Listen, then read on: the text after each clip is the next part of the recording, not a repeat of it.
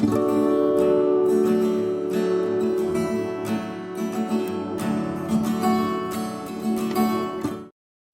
everyone, it's Danny. Welcome back to my channel and another layout for the Cocoa Vanilla Studio design team.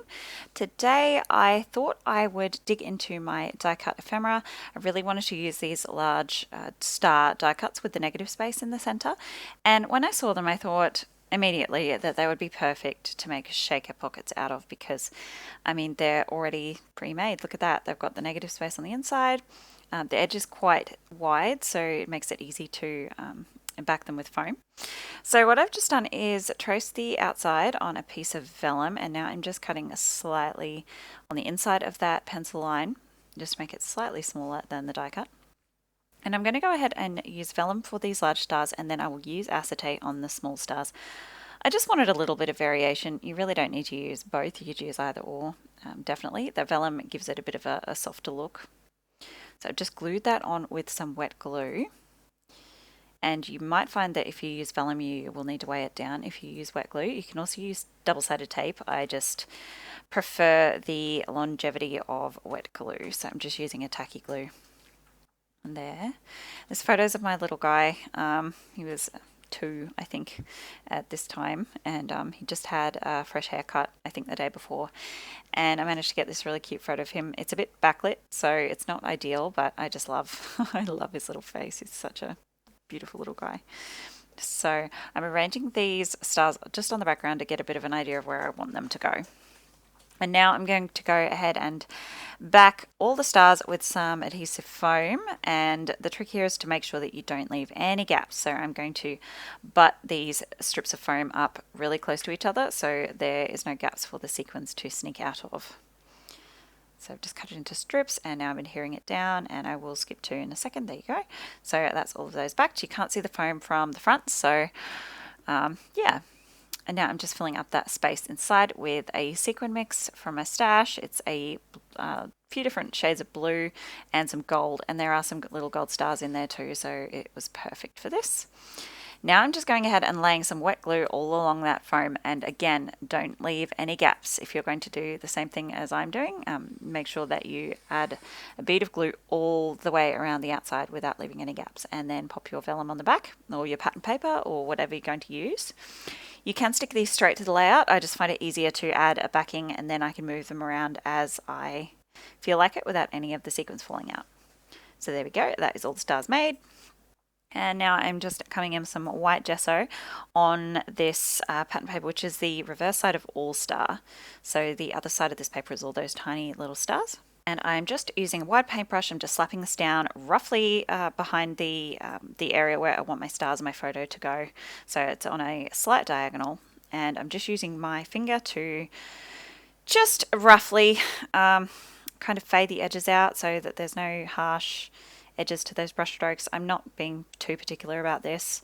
I just want a bit of a background for the mixed media I'm going to come in with now. So I am going to use a combination of Distress Oxides, watercolors, spray mists, and some acrylic inks. So this is just my Distress Oxide in chipped sapphire. You can see I just smushed the ink pad all along the middle of the gesso there, and then added some water, and then I just got a bit of cut off page protector there that I'm using for the packaging technique. So again, just with my watercolors, I'm using a few different shades of blue. I added a bit of black here to give a really nice dark deep navy blue. That Distress Oxide pad is peacock feathers, so I'm bringing in a bit of turquoise and a bit more of a greeny based blue there. So again, just different techniques. So smush the ink pad onto the packaging and then add some water and then smush it down. So that makes it a little bit more opaque, I think.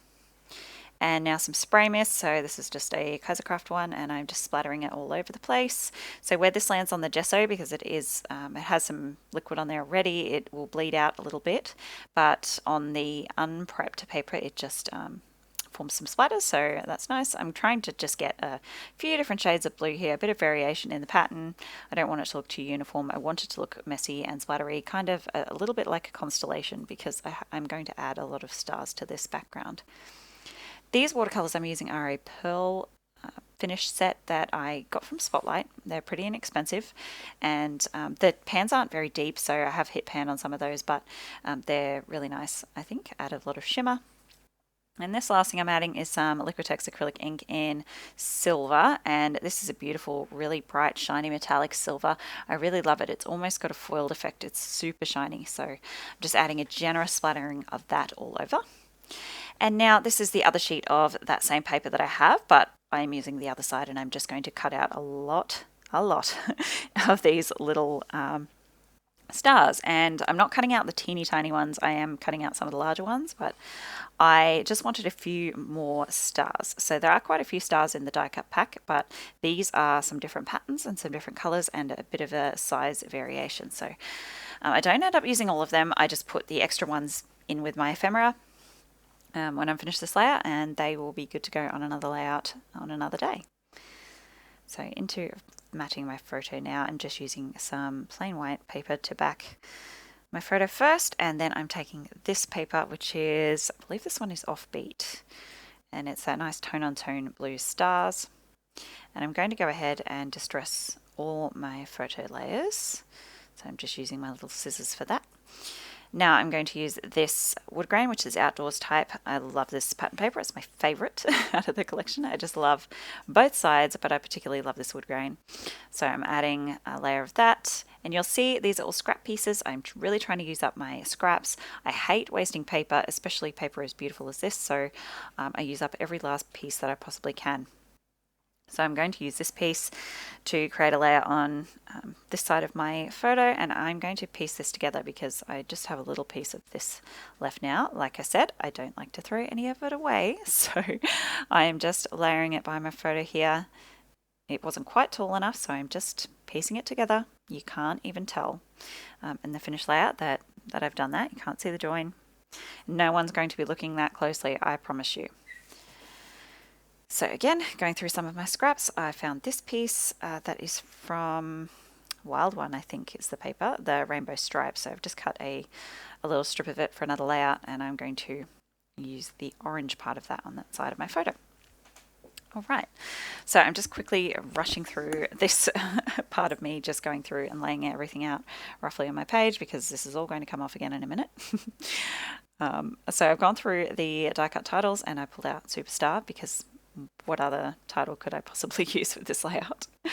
I'm going to use just a few drops of wet glue to temporarily stick this down, because I am going to go in with my sewing machine, and I've just run a few rows of messy stitching back and forth through those titles just to create lots of yummy texture. And they're not going anywhere now. So I'm going to glue my photo down. I'm using lots of wet glue. I have mixed media on the background, so I need to add wet glue to everything. Don't think if you use lots of double-sided tape it will stick, because, well, it doesn't for me anyway. So I'm making sure to use lots of wet glue, and just making sure to apply a bit of pressure or add one of my big heavy punches as I am doing there. Glue doesn't tend to stick all that well to vellum as it's drying. It tends to sort of lift up and crinkle, so I'm making sure to weight those stars down for a few seconds while that glue is setting. So I really love this incredible banner, so that's going to add a little bit to my title at the top there, and then this gap I'm just going to fill in with some of those fussy cut hearts and some of the little die cut hearts from the die cut pack. And I'm not being particularly strategic about this, I'm just trying to fill in the gaps and give a good spread of the different colours there. So I've added some on top of my photo. It's quite a bit of background on the photo that doesn't need to be showing, so I'm taking advantage of that and adding in some of these sprinkly hearts. These are the clear stickers. I like to add these on top of photos, and these were perfect actually to fill in the center of those stars. They were looking a little bit bare, especially as the vellum sort of fades out the sequence, so I really love that little touch. That label and tiny words are from the accessory stickers, so I've just popped those in. Do just a few lines of handwritten journaling here. It just says, love a fresh haircut. And then I will add in some enamel dots to finish off in 3 places, just some sprinkly bits. And that will be my layout finished. Thank you so much for joining me today. Don't forget to go check out the blog. I'll leave the link in the description box. And some close-ups are coming up. I'll see you next time. Bye guys.